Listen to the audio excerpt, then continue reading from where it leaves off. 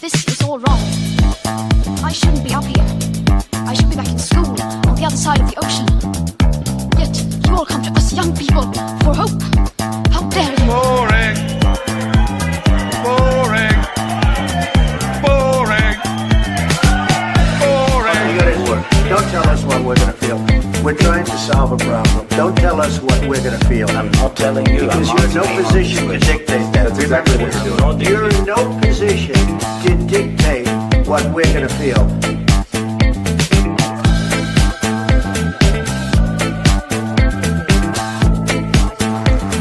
I call again for immediate ceasefire in Gaza, the return of the sausages, the hostages.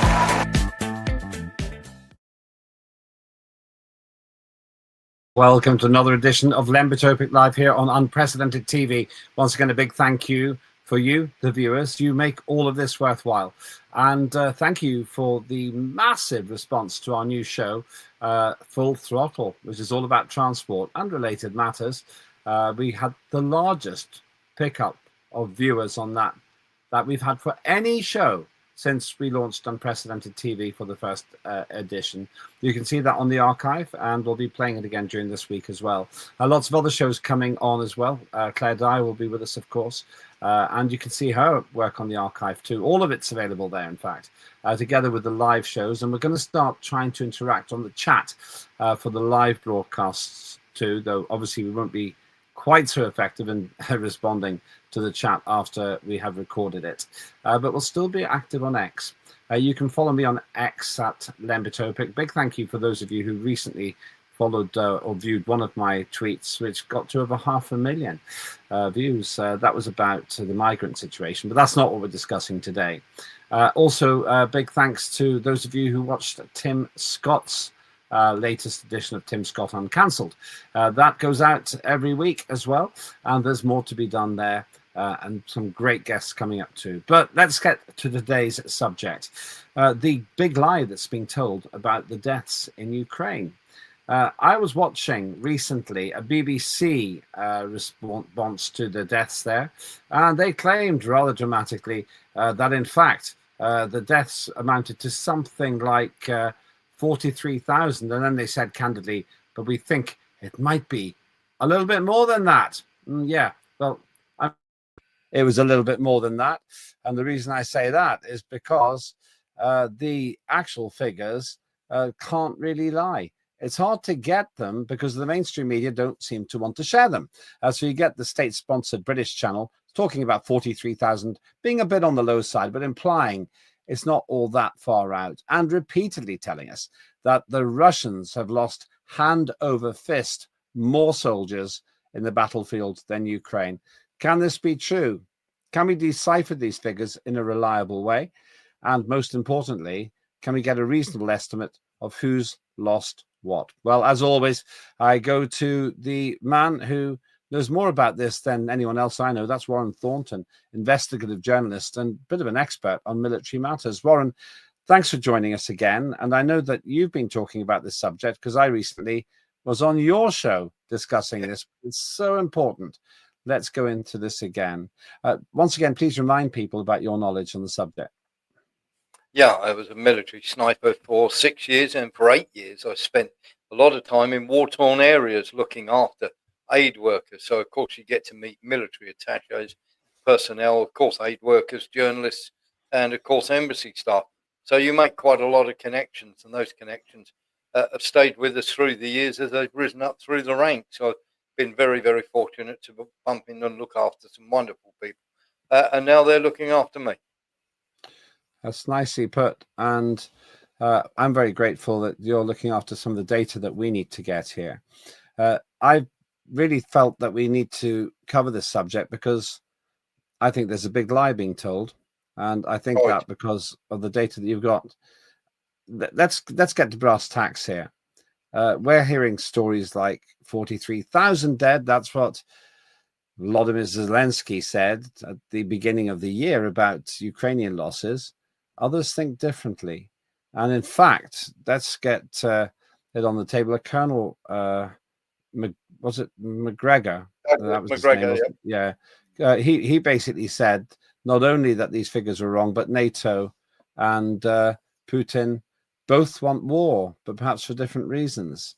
I think Putin wants to do this conflict because the West basically lied to Vladimir Putin. That's my opinion. But NATO seems to want a war to bolster its own authority. Let's start with this before we talk about the figures. Is Douglas McGregor right? I think he's right on the NATO. I don't think he's right on Putin wanting the war. Putin is very much a man who's steeped in history. Anybody who saw the advert, or I should say the interview with Tucker Carlson, would know that Putin gave him about a 45-minute history lesson in Russian. They have always thought that various areas are still Russian and that they were betrayed by not only Gorbachev, but Yeltsin, but also the West as well, when, of course, they said that NATO would not expand 1 inch to the east. So there's very much a lot of ill feeling there, or shall we say a lot of distrust now for the Americans, for NATO, and Putin will keep going as far as he sees it. He's a magnificent historian. He's steeped in Russian tradition. This is why his people really sort of love him. He's not just a political leader. He's a spiritual one as well for Russia. And of course, many in the West don't understand Putin at all and don't understand Russia. But Putin is, he's going to take what land he thinks he needs to take to secure the Russian people's rights on that land who are traditionally Russian speaking. He doesn't want any more erosion of Russia than has already happened with the splitting up of the old Soviet Union. So your feeling is that in reality, the accusation that Putin's trying to launch this or sustain this war isn't right. Yeah, absolutely right. Because in 2014, Victoria Nuland, and there's that famous phone call with the ambassador, which you can actually go and listen to online, saying that, we're in play here, a Maidan, which we've had many colour revolutions. There's one going on in Serbia at the moment as we speak. They just tried to overthrow the government in Georgia. But what happens? We start with the peaceful protest, then it turns violent, then people die, and then, of course, they chase the sitting government out of office, which is exactly what happened in Ukraine. And, of course, Victoria Nuland of the National Endowment for Democracy, which is a nice way of saying CIA, literally were there handing out cookies and bread and soup and all sorts of things as the government were overthrown. So it is very much America went into that red line of Ukraine, and they were told over and over and over again, Ukraine is the reddest of red lines. And just to be absolutely clear here, imagine if you were in England or America and someone you considered to be an enemy was going to put nuclear weapons on your doorstep that meant they could reach your capital in 3 minutes. Would you allow that? Of course you wouldn't. So hence Putin using this vast firepower he's got that we can see on the screen there in action in Ukraine. Now, we've gone into this before, so perhaps we won't go into too much detail about all of that this time. But fundamentally then, we're in a situation where this war's going to continue until Putin achieves his mission objectives. And as I say, we can talk about that a little bit more in the future. But let's talk about the numbers. Now, the numbers, let's talk about what the BBC has been saying, and I'll read this out. Ukraine last updated its casualty figures in December 2024, when President Volodymyr Zelensky acknowledged 43,000 Ukrainian deaths among soldiers and officers. Western analysts believe this figure to be an underestimate. Their website, Ukraine Losses, which compiles casualty data from open sources, currently lists more than 70,400 surnames of Ukrainian soldiers. Now, let's get straight to the point. You think these figures are just a lie? They're an out-and-out lie. It's propaganda beyond belief. And this 43,000 figure, where did they conjure this up from? I have no idea where they conjured it up from. Let's put it this way. They lost 70,000 men in Kursk. They lost 55,000 in Belgorod. They lost 120,000 in the Battle of Bakhmut. They lost a further 55,000 in Avdiivka. They lost over 100,000 in their counter-offensive that failed so miserably in that summer counteroffensive, of course, that was meant to reach the Sea of Azov and then Crimea, and didn't even get placed a little past a little place called Tokmak. So what's the point of them publishing this figure if it can be so easily dispelled? And we'll go through the calculations in a minute. Yeah, the whole idea is to propagandize that people have busy lives and they're not really going to sit there and crunch the numbers. They've been told for ages that Russia are losing, that Russia have lost over 1 million men. And of course, now the chickens are coming home to roost, because we're seeing the pictures of, the Russians giving the Ukrainians back 6,000 bodies and only 79 returning to the Russians, because that's all they've got. It started in 2023. There was a big, shall we say, there was a big crackdown on anybody who was putting out the proper figures. And in 2023, Ukraine were losing round about anywhere between 8 to 13 men for every single Russian. And of course, it's only got worse as their best troops have died, and they've started to throw conscripts onto the front line. And of course, they've got 247 new mass sites for cemeteries, and they are filling up. That's in Kharkiv, obviously, but they are filling up at a rapid rate. There is actually a video online of 2 hours of Ukrainians. This isn't Russians. This is Ukrainians videoing the cemeteries, and they put them all together in a huge compilation tape. It is staggering. So this is one of the cemeteries you're talking about. It is. Yes, that's in Kharkiv. And that's already holding. That's already holding over 7,000 men in there. And well, this isn't exactly accurate, but because I'm kind of making this up a bit in terms of risky extrapolation, but if there were 7,000 in each of those new cemeteries alone, that comes to 7,000 times 200, which is around about 1.4 mil. 4 million. Yeah, that's remarkable. If there's a bit of an extrapolation there. But let's get to the figures. You've been very kind to share some information, and I think probably we should start with an overall picture. I think this is quite complicated. In our conversations about this is quite complicated, but maybe you can take us through it. And if you do it in a way that those who maybe aren't familiar with this kind of thing can understand, that would be great. Okay, so this is the men that Ukraine had left on the 1st of January 2025 in the armed forces. And if you remember, they were saying a good 6-7 months ago, they were saying they're having to combine the people from the Air Force, because there's not much of their aircraft left, and of course the Navy, and put them onto the front lines, which totals about 300,000. They had about 550,000 left in the army, and of course that made a total of about 850,000. Then you've got the conscripts on top of that. Well, not the conscripts, the people that are beaten and thrown onto the front line, and you've got the mercenary soldiers. So it basically worked out at about having 1 million men left. Now, the figure you see at the bottom is the idea of what they would have mobilized had all the Ukrainian men stayed in the country rather than fled to all EU countries and everywhere else. So each year they were extrapolating the amount of people they would need and what they would have at that 4th year, looking obviously having no losses at all, of course, very pie in the sky, and saying, right, we've got about 8 million left. We've got about 8 million men.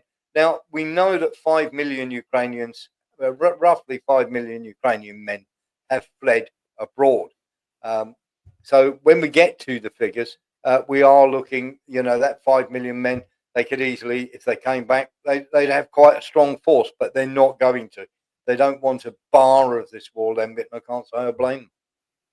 Okay, so we've got a situation here where the numbers are pretty substantial. They'd have 8.5 million people if they hadn't had casualties at this point, but they've got 1 million left.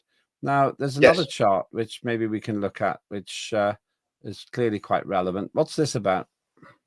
So this is, as you go through, this is the return, the repatriation of the bodies. So there are some people that we know, we've just discussed that earlier on, that I know very well, that spend a lot of time at the very top of the food chain, and they have people lower down who repatriate the bodies. So, in other words, if so and so kills so and so, these people step in and they go, right, we're totally level across the board. We don't take sides, but what we will do is help transport your dead, the dead, back to the people who they were fighting for. So the Ukrainians back to Ukraine, Russians back to Russia.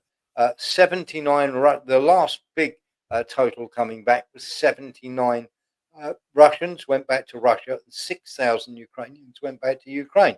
Now, as you can see, in 2023, suddenly around about the time of Bakhmut and that special military operation, the figures started to get very, very skewed indeed. And of course, there are many, many propagandists who will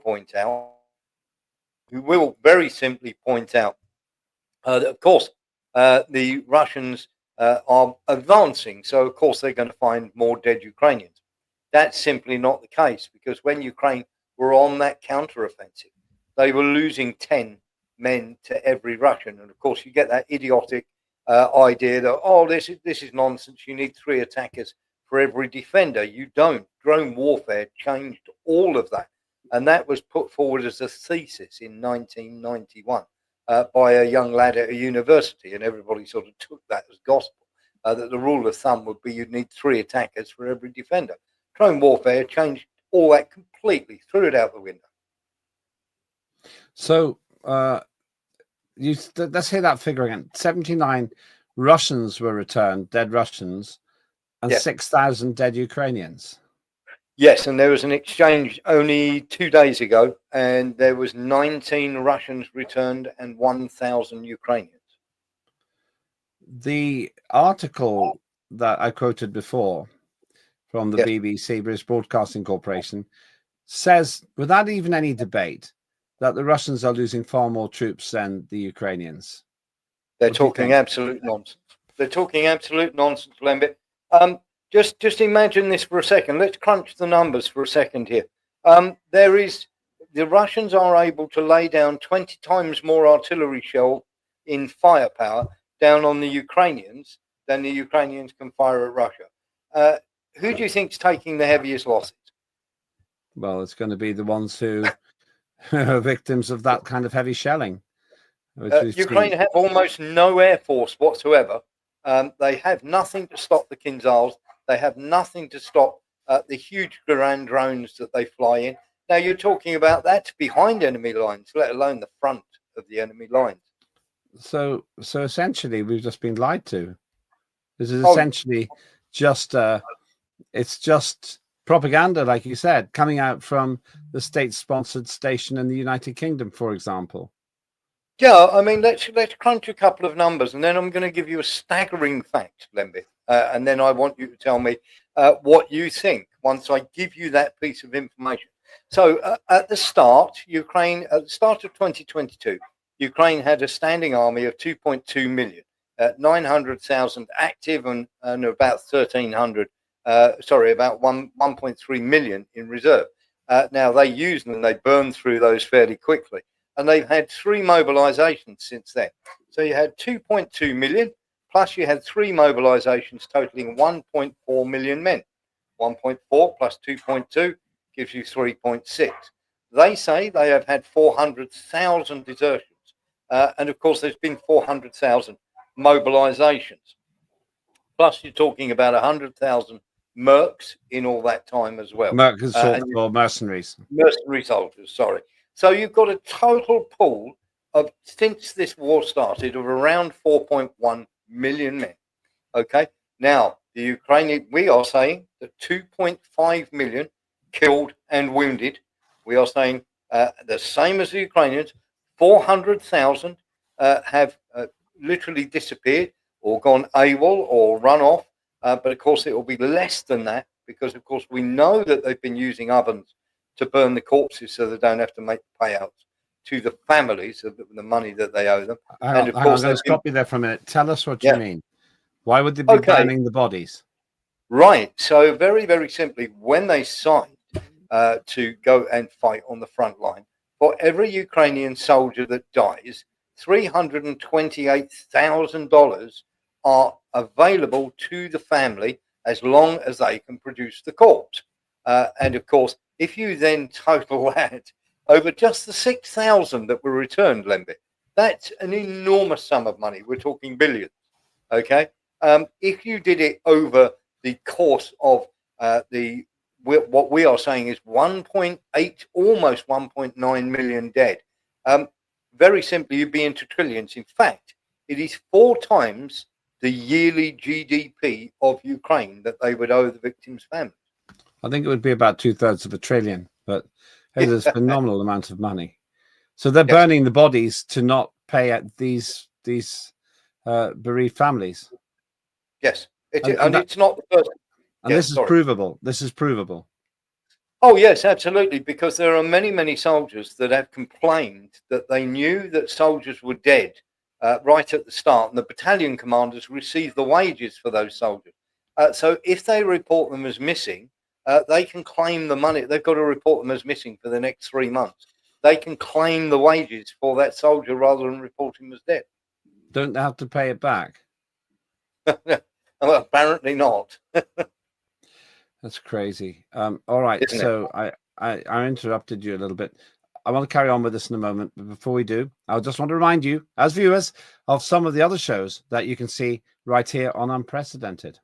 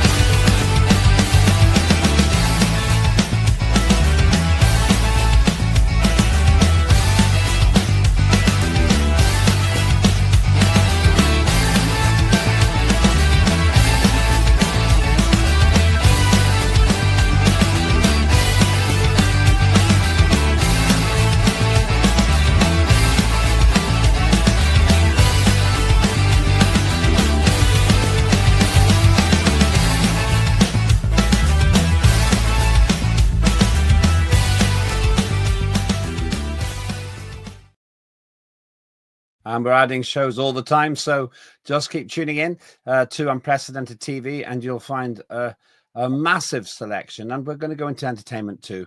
It's still more news and views at the moment, but we've got some great plans for entertainment. And I hope you're going to enjoy that offering too. Let's get back to something which isn't entertaining. And that's the number of deaths in Ukraine. And Warren Thornton, investigative journalist, is with me, who claims that it's more like 1.8 million deaths for Ukraine, 1.8 million instead of 43,000, as Volodymyr Zelensky claimed, quite clearly, preposterously, at the beginning of 2025. It's just a ridiculous figure that Zelensky was trying to feed us. Yes, absolutely. When you look at where we were, we had 3.6 and we got up to 4.1 million total men that had come into the army. So you're looking at 2.5 million killed and injured. You're looking at about 1.8 that have been killed and about 700,000 that have been injured. So that's 2.5. They're talking about 400,000 that have deserted. Really, it'll be about 200,000. The other 200,000 will have been stuffed in ovens or burned. And we're talking about 100,000 captured. So that leaves you roughly about 1 million.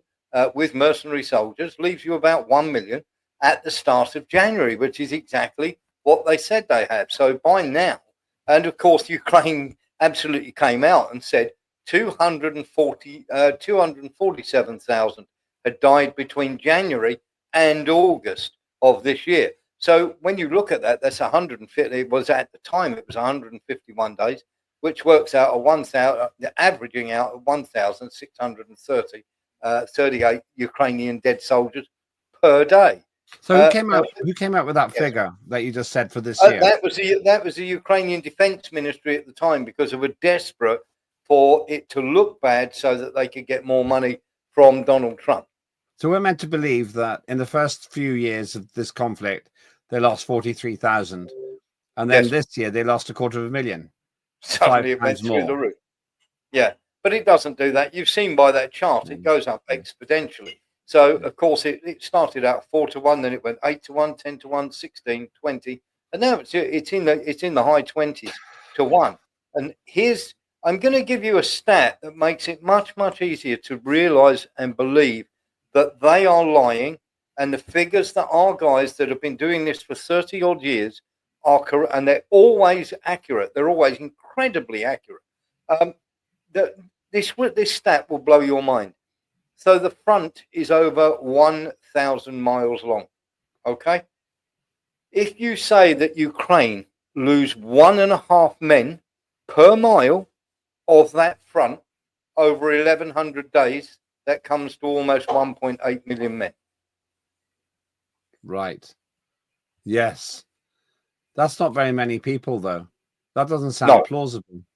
It doesn't sound like very many at all, does it? It sounds like it will be much higher by the time it's finished. That's 1.5 men per mile per day. Yes, per day. I just don't.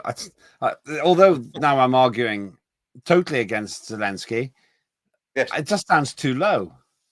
It does sound I've too seen low, so doesn't much it? footage of people being killed. Yes. So how many body parts are there? Lembit, how many bodies have been burnt in the 4 ovens that are used across Ukraine to get rid of the evidence?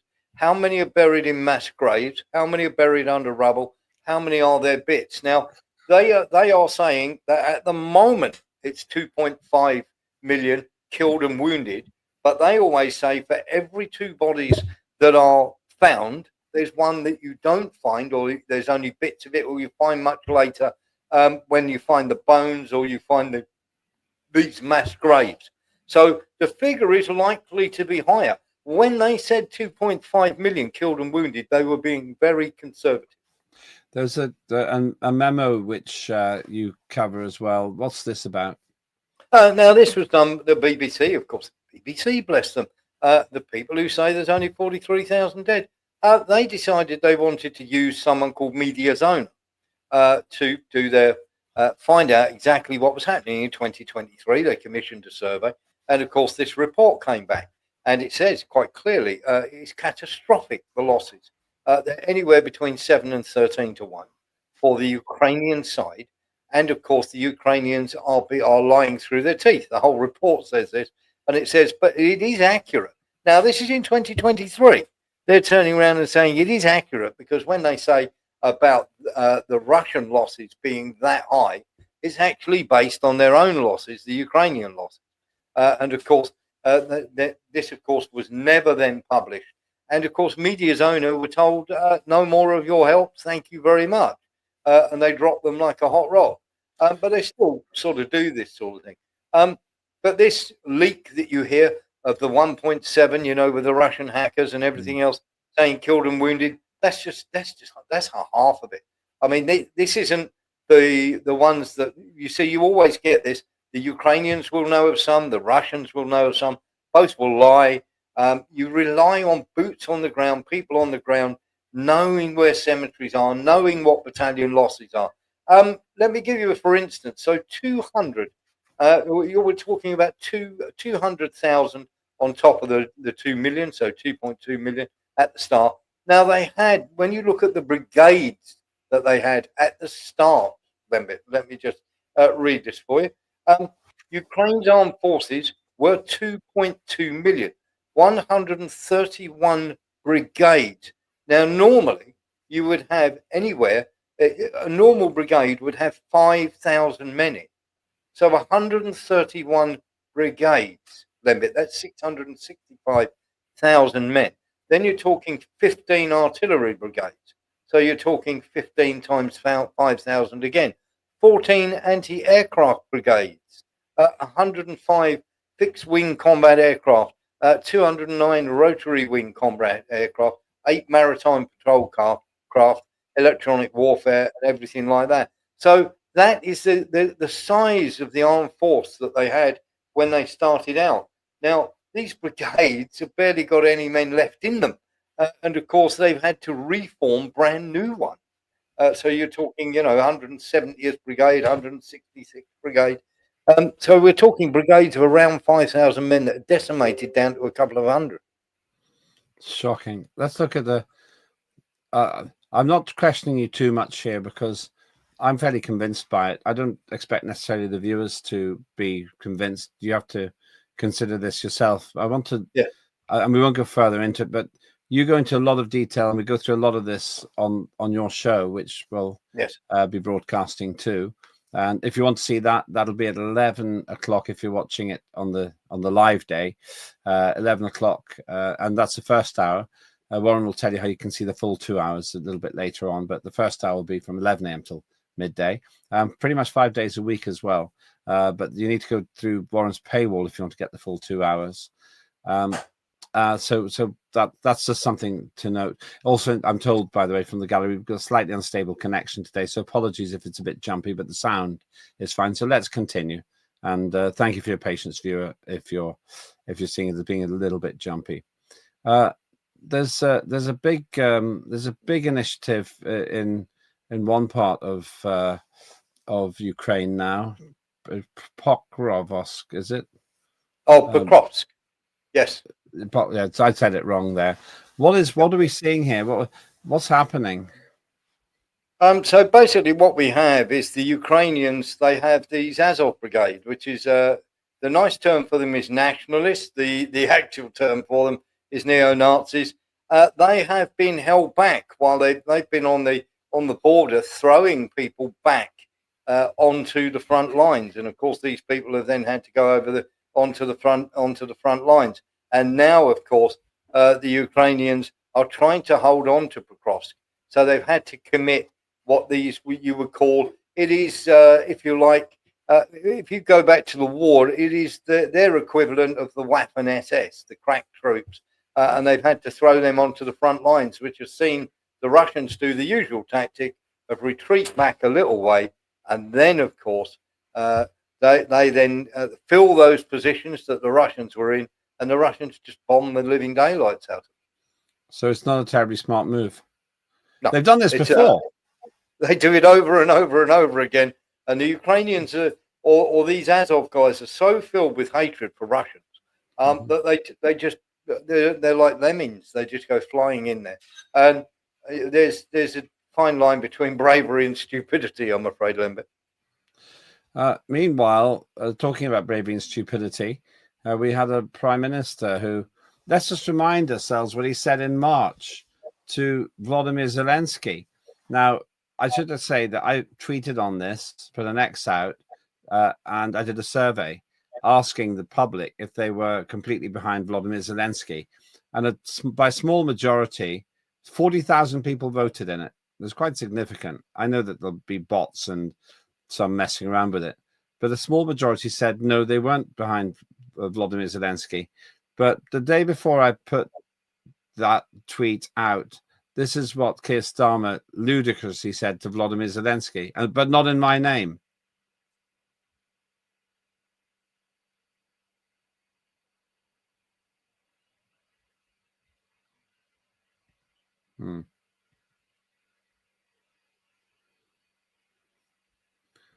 Apparently he said nothing. That's probably best when it comes to stuff. I don't know what's going on there. If the team can get the video sorted out, we'll go into it. But I pretty much described it. Volodymyr Zelensky was told by Keir Starmer that he had the full support of the cheering crowds. It actually begins to sound like he faked the crowds, to be honest with you. But I just don't believe that he was telling the truth. I don't think that there's this wholesale support in this country, especially given that the country is going bankrupt, to put billions in to kill Russians, but actually kill more Ukrainians. No, you're absolutely right. And of course, Starmer, because they're so heavily invested in this, they'll keep going till literally to the last Ukrainian. because at the end of the day, it's not British troops dying, it's not American troops dying, it's not French, it's not Germans. You're quite happy if it's Lithuanians or Moldovans or Romanians, all depending. At the moment, it's Ukrainians. Moldova were meant to be the next. I know they'd very much like Georgia to be the next ones after that, or maybe even Azerbaijan. But the problem that we have, Lembit, of course, is that the coalition of the willing is nothing of the sort. None of them are going to put any troops in. They don't know the area. They don't speak the language. They've never been in a drone war. And in fact, the British who are training the Ukrainians over here are asking them what it's like. And they're meant to be the ones training the Ukrainians, mind you. And of course, we haven't been in trench warfare for about 80 years. So we would get slaughtered. We're not going to put troops on the ground in the war. If there's a peace, this is why they're desperate for a ceasefire or a peace settlement. And of course, Russia will have none of that because that's NATO by the back door. So you're not getting a ceasefire, and you're certainly not getting any stoppage to the war unless it gives Russia exactly what they require. Once again, I don't think we can get that video. Maybe it's just as well. Maybe we'll spare the public hearing that piece of superficial nonsense from Keir Starmer and Volodymyr Zelensky's sycophantic response. But let's finish where we started, and that is the fields of death in Ukraine. These massive cemeteries full of flags and grieving people. That seems to me, Warren Thornton, the cost of this failurous attempt by NATO to encircle Russia. Yes, and it's not just that, Lembit. It is when you see these are just decent, ordinary Ukrainians that are dying now, the neo-Nazis. They're either long gone or they're hiding in the background. Most of them are in the cabinet. In fact, Sersky wears the crossed grenades of the Derwanger SS battalion on his sleeve, and that's Zelensky's number 2. So when they say that there's no neo-Nazis in Ukraine, it's complete nonsense. But back to the point is we are responsible. We are backing the beating up of civilians over the age of 60 or younger and being thrown onto the front line with 1 week's training to be killed by the Russians. We are facilitating this. It is abhorrent and it is wrong and it has to stop. And not only that, our media are exactly the same. They are turning around and giving it the hallelujah and, the big aren't we fantastic and aren't Ukraine plucky little so-and-sos and all the rest of it, and we'll jolly well support them right to the end. Of course we will. It's not us doing the fighting and the dying, as always. It is about bankers, politicians and arms dealers winning. Everybody else either pays economically by paying more for your gas, or you pay with your lives as Ukraine are doing. And it has to stop. The lies have to stop. The killing has to stop then. You have a 2-hour program. We'll be broadcasting the first hour from a recent program on which I attended to talk about this. And so you get a deeper analysis on that. Where can people get your information? People can come to warrenthornton.com. We have a live show Monday to Friday, 6 p.m. British Summertime or BST, 6 p.m. to 8 p.m. and on a Sunday night with, of course, the wonderful Lembit Opik, 7 p.m. to 9 p.m. Well, thank you for saying. I appreciate it. And such was the importance of our recent show that we've covered some of the ground that you'll see if you watch Warren Thornton's show later on today, if you're watching live, but you'll find it all in the archive as well. You get 1 hour of Warren Thornton here on Unprecedented, but behind the paywall, you'll get the whole thing. Let me summarize where I think we stand here. I think that we stand correctly accused of sponsoring a war, at least our government is, which is only killing Ukrainians and losing ground. It's a war which cannot be won by Zelensky, in my view, and which is being waged by Vladimir Putin because the West broke promises, which are all documented from 1990. James Baker, not 1 inch to the east. You look that up on the internet, you'll find that undeniable evidence. But more than anything, wherever you stand in this war, the cost in lives is measured by loss in territory. So it's a double whammy here. The longer this war lasts without a negotiated settlement, the more Ukrainians will die and the more land will be lost by Ukraine itself. That's not the message you get from the mainstream media. That's why we don't want to beat the mainstream. We want to be the mainstream so that perhaps at long last, you'll get the truth. Have your say. Maybe you disagree. I'm very happy to hear your views about this tragic situation. We want to get it right. And that means collectively working out what to do. Thanks so much to the team. Apologies for some of the technical glitches. I think there's a few internet problems today. Thanks to Warren Thornton. But more than anything, thanks to you for having the courage of your convictions and the depth of thought to work out what you think is right. Do share that with us. And if you like this, then share this with other people too. I'm Lembit Opik, and that was Lembit Opik Live. Thanks for watching. This is all wrong. I shouldn't be up here. I should be back in school on the other side of the ocean. Yet you all come to us young people for hope. How dare you? Boring. Boring. Boring. Boring. You got it work. Don't tell us what we're going to feel. We're trying to solve a problem. Don't tell us what we're going to feel. I'm not telling you. Because you're in no position to dictate that. That's exactly what you're doing. You're in no position to dictate what we're going to feel.